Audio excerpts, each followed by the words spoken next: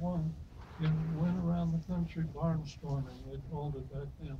But hey, fly over town, get your interest, come out to the airport, kick a tire, see me perform, or get an interest in this new fledgling industry in our country.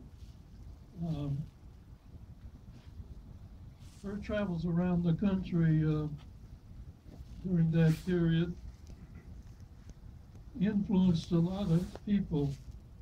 She was interested, yes, in black participation, but anybody that was interested in making what's going on in the country come out and learn a little bit more about it. Unfortunately, Bessie, even though she influenced a lot of people, the Bessie Coleman era clubs around the country, she lost her life in 1926 preparing for another air show down in Jacksonville, Florida. Same time frame, 1925. I've got an excerpt here, and I'll read it because I'm not making this up, folks. This is dated October 30th, 1925, from the Commandant of the Army War College. This is the study of use of Negro manpower in war. If the country got involved in the war again, how is this 1/10 of the population going to be used? This is a 4-page report, and I'm only going to read a couple of paragraphs. But in paragraph 3, they said, facts bearing on the problem. The Negro is physically qualified for combat duty. Period. He is, however, by nature subservient and believes himself to be inferior to the white man. He is most susceptible to the influence of crowd psychology. He cannot control himself in the fear of danger to the extent the white man can. He has not the initiative and resourcefulness of the white man. He is mentally inferior to the white man. What did this mean?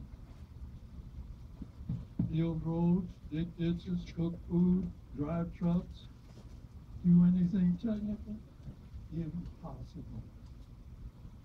Paragraph 6, actions recommended. It is recommended that this study be taken as the basic policy of the War Department for the use of Negro manpower, and that the plan proposed herein be used as a guide in the revision of War Department mobilization plans. Closing, concurrences. The policies and plan for the use of Negro manpower proposed in this study are the culmination of several years' study by the faculty and student body of the Army War College. Folks, Washington Park, that recommendation. So in spite of some more than 100 blacks getting into aviation in the 30s, 1939, war clouds in Europe, we're going to help our allies. Civilian pilot training program is authorized to provide a pool of pilots that as our military units build up, they can draw on and train pilots in the military line. This program is located at colleges around the country, and at first didn't include the so-called, now so-called black colleges, but subsequently, by 1940, some 5 or 6 of the black colleges were also involved. In fact, there was a case here in Washington, D.C., where a graduate from the civilian pilot training program at Howard University went next door to the Army and said, I want to be an Army pilot. Army's answer, we have no black mechanics, so we can't use a black pilot. So as part of that policy was blacks and whites can't work together successfully and have a successful organization or operation. So separation was still involved. Segregation, in other words, prevailed. Well, war built up, the need was still there. We're Americans. We came through the same depression. We just had infinite jobs that became available in the build-up. This is instrument service. So it took a lot of pressure, but it also took, a president that wanted to get some votes. And they forced the Army to do something. The Army, as they said in here, we've studied the issue, we know it will work. We'll experiment. Authorize a squadron, 99th Pursuit Squadron. What's a squadron, folks? 33 or 4 pilots, 24 aircraft. Okay, segregation, fine print said, and all of the necessary support. Well, that's a couple hundred technicians and mechanics to maintain aircraft. But, we need medical, administration, supply, ordnance, all these other skills. That's almost another couple hundred people. Well, remember what I said about that suit at the onset, we have no black mechanics. If you really, now you want to know the truth about the now so-called Tuskegee Air Man, the first into the program for that 99th Pursuit Squadron were the mechanics. Trained at Chanute Field, Rantoul, Illinois, doing real well. He said, my goodness, we need an airfield. Some of you may know how many airfields were around the country at that time. And what happened? They found $4 million to build an airfield. Where they located? Well, Tuskegee Institute had a good civilian pilot training program going on. And they said flying weather is good. But they also knew it was highly segregated area. We'll build it 9 miles north of Tuskegee, Alabama. And that they did. Mechanics trained at Chanute Field in the South. Pilot training began in 1941. By the way, a West Point graduate, B.O. Davis Jr., graduate the Academy, 1936, had said he wanted to be a pilot. You know what they told him? We have no black units. He was denied that opportunity. He was a captain. They went through that first class for the 99th Squadron's pilot training. But again, to show you how things happen, his contemporaries of the academy were all lieutenant colonels. So they bumped him through major to lieutenant colonel. He became the commander. Now, let's talk about that 99th Pursuit Squadron. Folks, there are 5 phases to the Tuskegee experience. 99th Pursuit Squadron is the first. Combat ready December 42. Army had a problem. You know what it was? No white commander wanted it. Had nothing to do with the war. No white commander wanted it. They continued training. They were combat ready December 42. They trained for another 3 months waiting, and finally were sent to North Africa, attached to the 33rd Fighter Group. And at their base, segregation went overseas. They went to their own base. They got their pilot briefing from the group, but flew separate from them. I've talked sometimes about attitude, and hope each of you consider what your attitude is along your way. But the attitude, in this case, the commander of the 33rd Fighter Group, Colonel Momeyer, he didn't want them. So his report said, oh, they're not aggressive, they've only shot down 1 aircraft, they ought to be patrolling Liberia. You picture the continent of Africa and where the war was and where Liberia is? Attitude.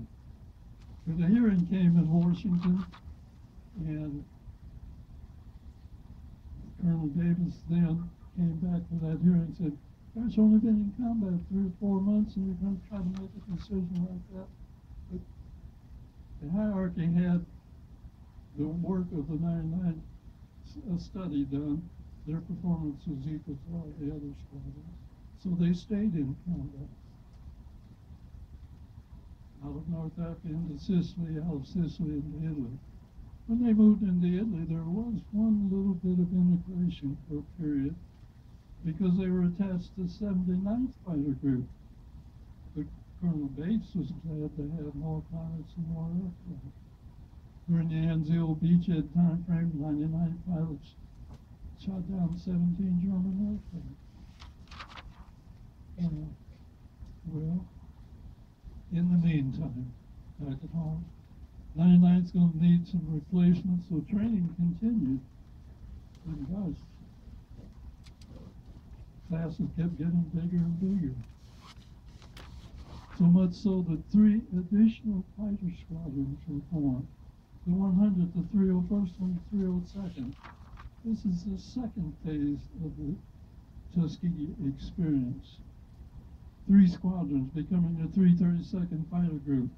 Combat ready P-40, but no, we're going to fly P-39. They are going to do some patrol work.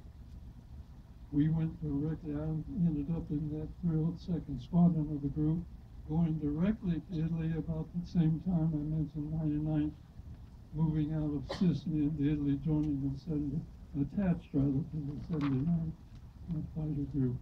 As I say, Colonel Bates worked them together, so that little bit of integration.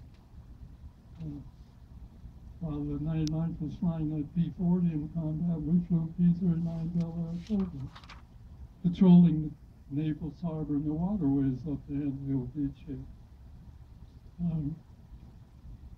You know, we thought we had enough guns on our B-17s and B-24s to protect.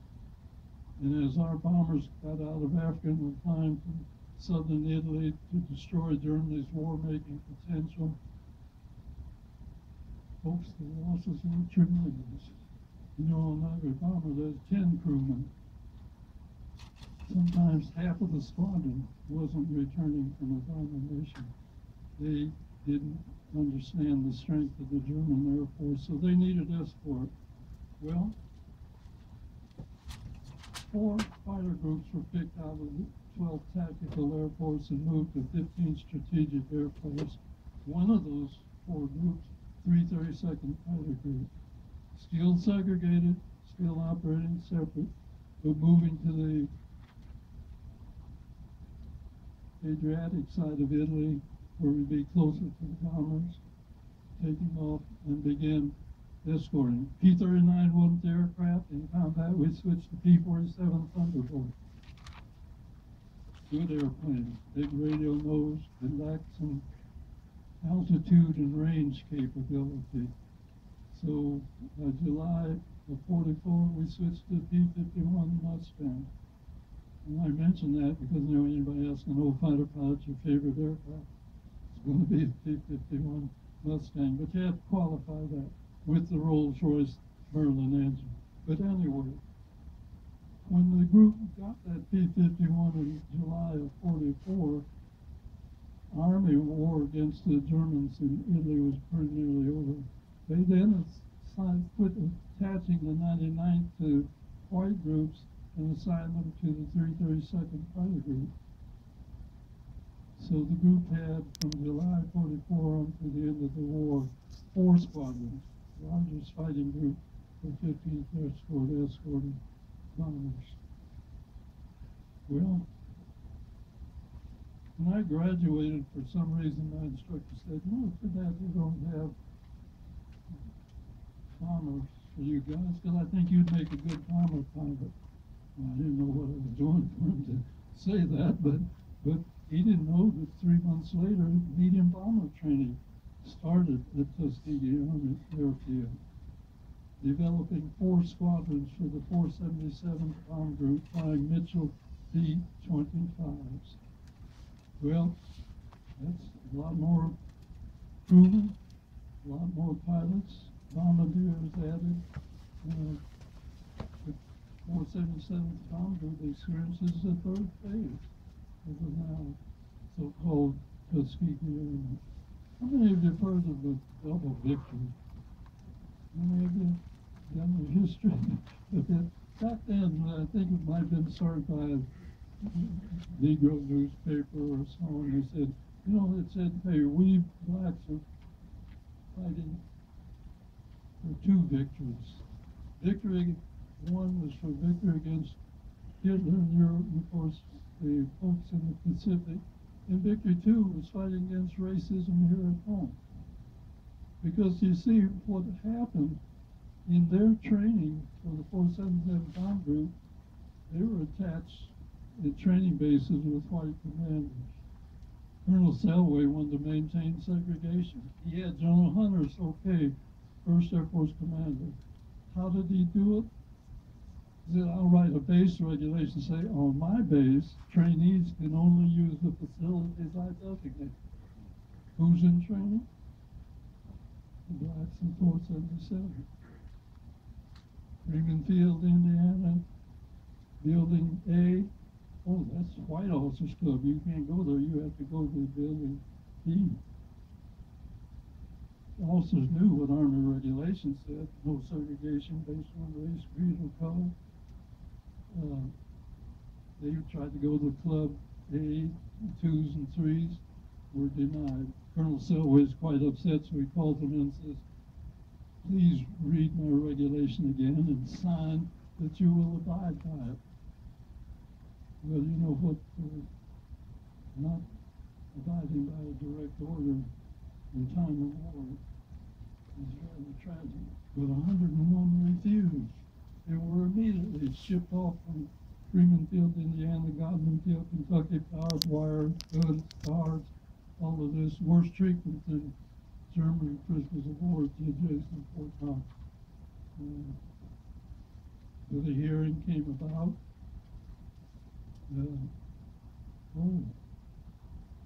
The regulations prevailed, but the Army didn't change the policy. So the 4th phase of the Tuskegee experience comes because war's over in Europe in 45. We'll have an integrated group called the 477 Composite Group. Keep 2 of the B-25 squadrons, reactivate the 99th, and Godman Field's too small. We'll open up Lockton Air Base south of Columbus, Ohio. Again, segregated. When training ended, because of the war, it's over, we dropped the big bomb. Pacific 477 didn't get over into combat. Those of us at Tuskegee then sent to Lockton, and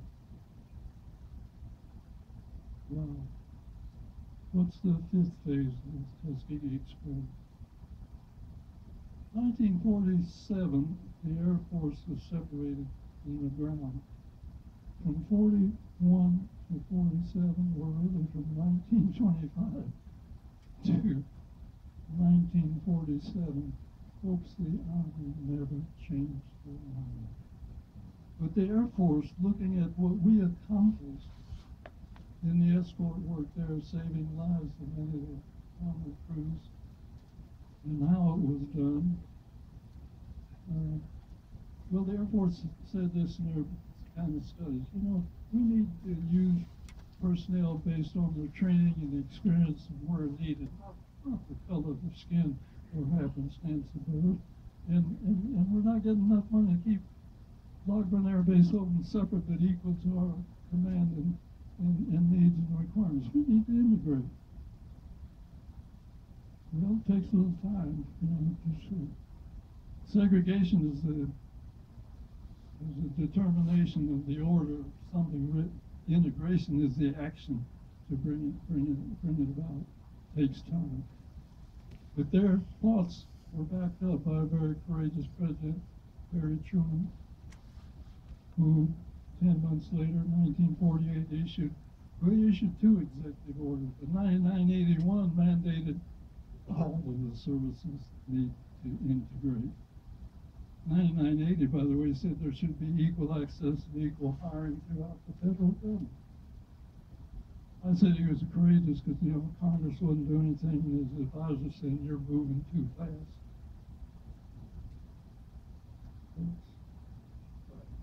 A century of black culture and history. What are our young folks today doing? Well, let me back up. 5 phases of the Tuskegee experience.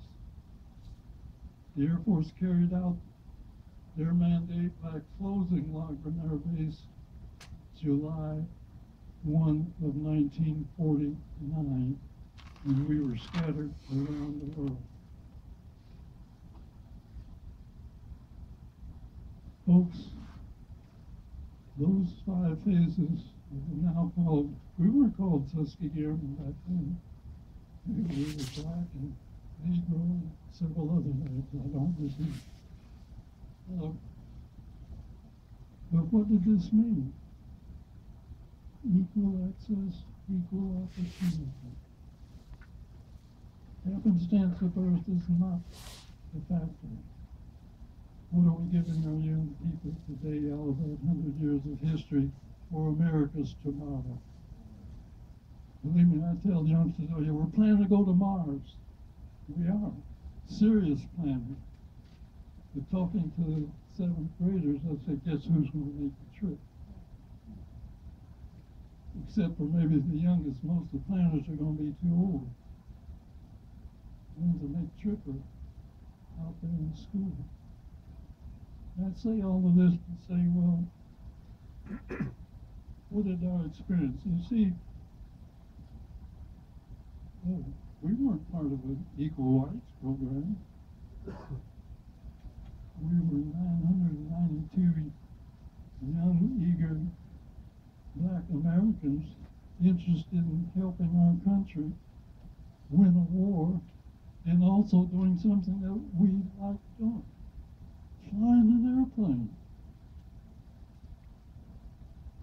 You know, well, there's just so many problems out there because our schools aren't doing what they ought to do even today. But what were the value lessons I experienced? Get an education. Because you see, if we hadn't had parents and grandparents who said, go to high school, go to college, we couldn't have taken advantage of the opportunity. Because in 1941, 1942, to get into pilot training, you had to have a college degree. Our need and so on, the development found, they dropped it to 2 years. I got called out of college at the end of 2 years to go participate. Before the war was over, you just had to have a high school diploma. But the education was important. Take advantage of it. Desire and hopes. You know, folks, we got too many counselors in schools telling kids what you can't do or don't do. I had a counselor tell a granddaughter, you don't want to be an architect. She's an excellent architect today because she made up her mind to be an architect and got the education. I had a counselor tell my son, you don't want to get into aeronautical engineering. He went to college and got an aeronautical degree and just retired with over 30,000 hours commercial flying. All of you, even though some of you are a little younger than others, are you looking behind and tapping? The youngsters just need you to say, hey, how you doing? But most important, are you doing your best in everything you do? You know, I tell youngsters, dream your dreams, but hopefully put your finger on something you enjoy doing. You don't want to have to go to work every day but hate what you're doing. So education was important then, it's still important. You recognize that, I'm sure those of you that are in school and working for degrees and so on because of that. But are you passing that on to the youngsters of their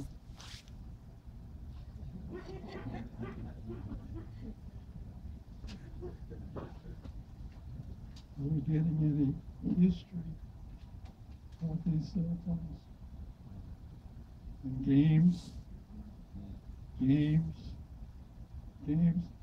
There's kids, little kids going down the street or down the hallway at the airport playing a game on a box. So I say this because what the Tuskegee Air Man accomplished for this country, we didn't fire a weapon at any white. It was before the day we were singing, "We Shall Overcome." but it accomplished something important. Participation. But again, you know, I give the youngsters today, nobody raised the red flag, but I want to be sure I wasn't running over. I give it to the youngsters today this way: 4 P's. Perceive. Dream your dreams. Find out your talents, but like Dad, as I just said, find something you enjoy doing. Prepare. Get the education that's most important. Well, I like that. Learn to read, write, speak well first. And now, you know, all of you ever heard STEM? Do you know, youngsters, are they getting science and technology, engineering and math in school? No, what do we read? Some of the high school graduates not even prepared to go to college. Something's wrong, folks. Something's wrong. Perform. 3rd P. Always do your best, but let actions be your goal. Whatever you're doing. And finally, persevere. Let circumstances be an excuse for not achieving. We could have gone south and said, oh, no, we went with that dream that we wanted to be a pilot. We got the training. We performed. That meant something to this country because it hadn't happened before in a technical area. By the way, Navy, Army, and Navy finally got on board really in that integration during the Korean time frame. They did a couple little things before, but I'm talking about totally going into. Unfortunately, today we still have segregation. You know, somebody asked me, what do you like most about traveling? I've been around the world. Well, not quite. I've never been to India. I've been next door going west, and I've been next door going from the east. Yes, that's what and I still have to say that every country I've been in, the people are personally proud in some way. But they treat me as a person. Unfortunately, when I get off that boat, when I came home from overseas, a black person, blacks this way, whites this way. We're the only country doing that. We need to respect every individual. We need to help every individual achieve their very best. Well, folks, that's a lot of words and a lot of history. But the now called Tuskegee Air Man included some 992 pilots, but it included just over 14,000 other people, because that fine print said all of the necessary support. Folks, we had the support, and we did for America that allowed a president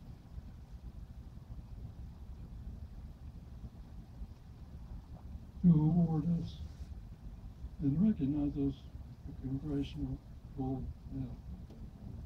I've never seen it. I have a copy here. The original is in the Smithsonian Institution downtown, but if you'd like to see, I don't mind passing it around if you want to start it there and keep it going around so you get a chance to see what the gold medal is like.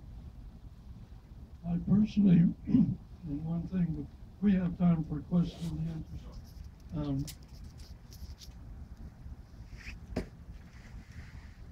Yes, the Air Force integrated in 1949. But folks, for several years, my assignments overseas were very rewarding.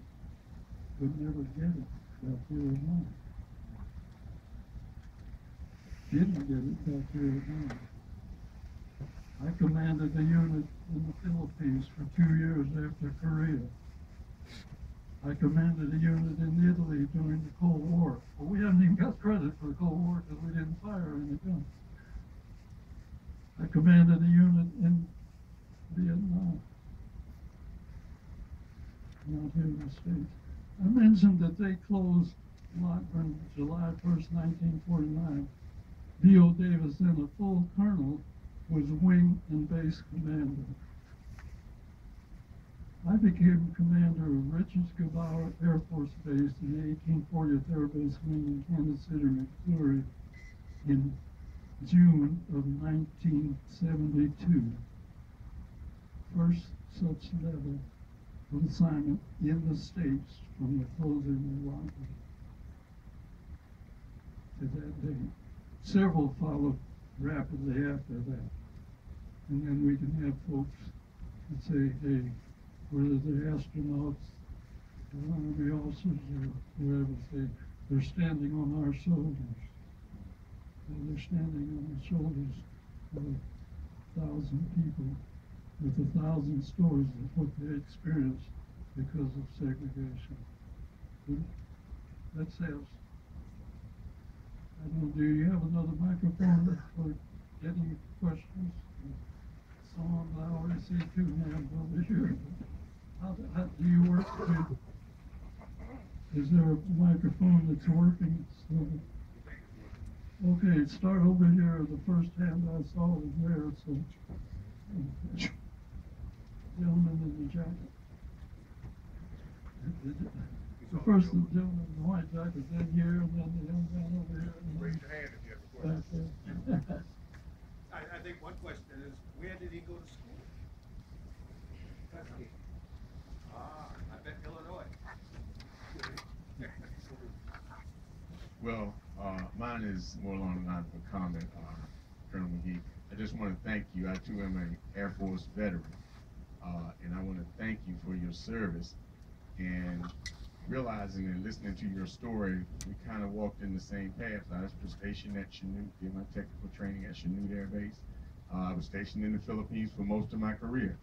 I recently retired, well, kind of a long time ago retired, but you know, it really was an enlightening experience in my life, and I just want to thank you for paving the way, because you know it wasn't easy. The things that I experienced probably were not to the magnitude of what you experienced, but you know, it was real, you know, and it still is real. And I work with a lot of young African American men now that totally have, just as you were stating, have lost the grasp of history. So I just want to thank you. I appreciate that. Thank you. And hey, everybody, don't, as you thank a veteran, it's important. And yes, and then this one. I'm going to take a minute and I'll stop. I'm brought to tears because I was here Friday talking about Nanny Helen Burns, who uses the Tuskegee Airman as a model for what I talk about, because we use that story to talk about opportunity, responsibility, and challenge. But I'm brought to tears because Colonel Davis was the 4th black to graduate from West Point. Colonel Clarence Davenport, a Washingtonian, was my PMS at Florida A&M. He was the 6th black in 1949. I went to Florida A&M. And things have changed. I was the first black program manager of a major system in the Army in 1975. I'm Colonel Jim Wyatt. And all that I want to say is that when I go out to talk about Nanny Helen Burns, I'm talking about what he's talking about here, because we model it on Frederick Douglass's quote, "It is easier to build strong children than to repair broken men." And so I'm standing here on his shoulders because we say, you know, we're beholden to the past, we're shaping the present, we're responsible for the future. So all of us are in that conduit. And we're here trying to pass it on to you. I'm only 81, but I'm going to keep doing this until I can't do it anymore. So you got two old guys up here doing it. So that's what I wanted to say. Thank you. Well, thank you for that. And it's, somebody asked you, the young folks asked, well, how old are you? And then, well, I start out and say, how's your math? And I won't ask you that. I'm 95. So life's been a blessing. Thank you. Did you get your question? Yeah? Oh, yes, ma'am. I also want to thank, I was brought to tears some of the things you were saying about segregation. And my question is, are there any more original airmen that were on the 302nd, say 302nd? 332nd? You say how many? Yes. Well, Besides yourself. again, that raises good. Do you know how to use the X-ray tables? Not very many. about 350 pilots got overseas. 3-4 years back, we could account for 40 some, just under 50. 2 years ago, we could account for 27. And since then, there's still losses. So numbers are dropping. You know, unfortunately, it's regular news. One more is passed, but you know that always brings me up to this. I'd be glad to pass on. Folks, do today what you need to do, because none of it are promised tomorrow. So don't put off. Find that youngster that needs your urgent encouragement, because I tell youngsters, what they do for themselves is family helps family. What helps family helps the community. What helps the community helps our country. And there are too many areas where it's falling behind, whether it's graduates from universities or really just too many things that go on. You know, I say this because I hope it kind of sparks an idea. Last year, in the mail, I received 2015 calendars. Through the first 16, only one continued to show the date to fly the American flag. What a tragedy for people coming into this country, that there's no longer respect for flying our flag. What are we letting happen? Think about that. It's not right. I just sometimes would say, I wish I was an activist. I'd probably have the police beat me down there because I'm in front of the Capitol, waving the flag.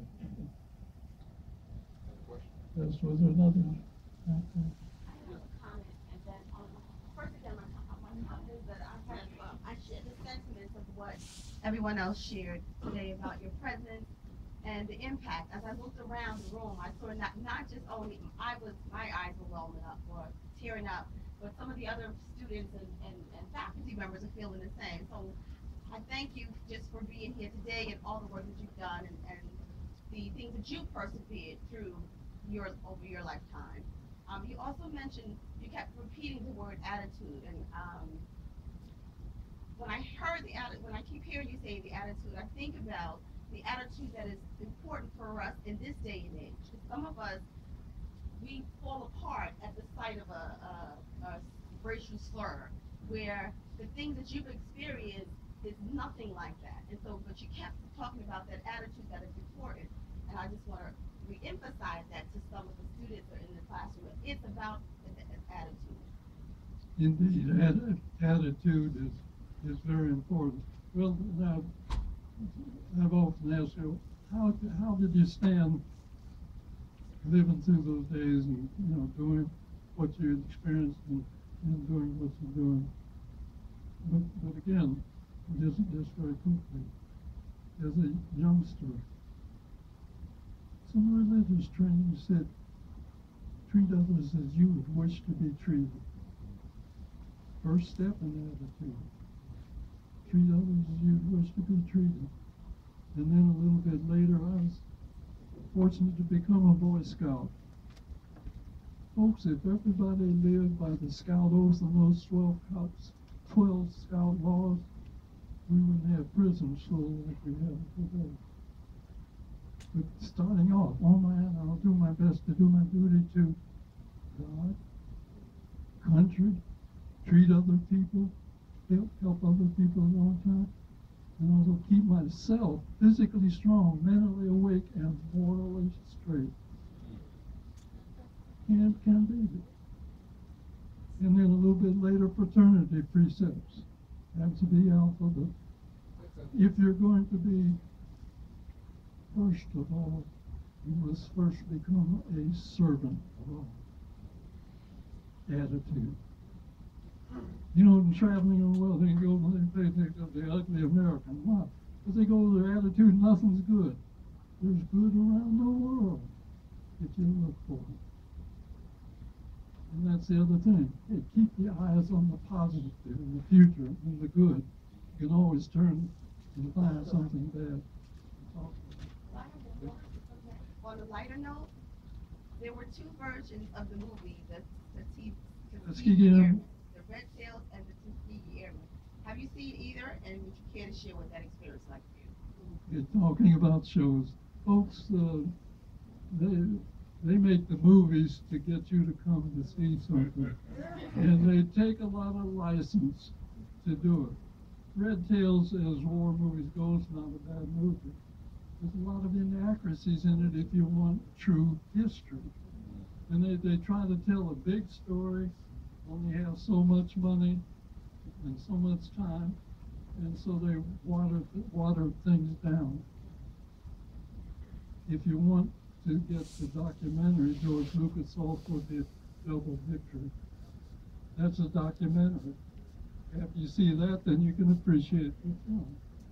But as I say, they pretty much tried to tell the story and history of the 99th in a location of the 332nd. And they had over a year's combat before that took place. As I say, there's inaccuracies in it, but to try to tell the story. And, Can I comment on that when I talk to the young people about Red Tails, I do say it was Colonel Davis was back in Washington trying to get them to let them into the battle. So they did do that. So they were given the opportunity, they accepted the responsibility, they met the challenge. And that's the story that I use, but they had to be prepared. So in regards to attitudes, I would recommend that all of you read Nanny Helen Barr's 12 Things the Negro Must Do for Himself. Just go to the internet and look at that, and I think you will answer some of the questions that you just asked. May I ask that? yes, and the lady over here. I just want to add that a better idea of what the Red Tails were about is if you can go on YouTube and pull up the History Channel where they have Lee Archer and some other gentlemen telling their real stories and they reenact the battles. That's better than any movie that was ever made to have the real gentlemen telling their real stories. I also saw Oliver North had three of the Tuskegee Airmen on his show. You did. They were telling the story about how you guys took the drop tanks and held up a train of them to get them. That was a better story than that should have been in the movie. No, but yeah. When I was here last week, someone gave a presentation and mentioned the Tuskegee Airman. My brother was an original Tuskegee Airman.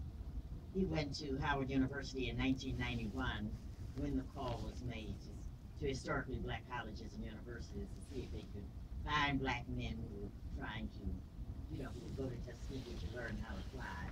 So he graduated in December 1944 as an original Tuskegee Airman. So there have been so many write-ups in the Detroit News because that was where he was from. So that GI Bill came in handy, and he went on to the University of Michigan. He got a bachelor's degree, and he stayed there, got a master's degree, and retired as a major. For sharing to say there's hundreds of stories, and out of each of these what families went through, particularly in the early days that they were assigned in the South, and so on. And stories. It wasn't a smooth and glorious road for sure. And we just have to remember that many have sacrificed for the advances that are important to us.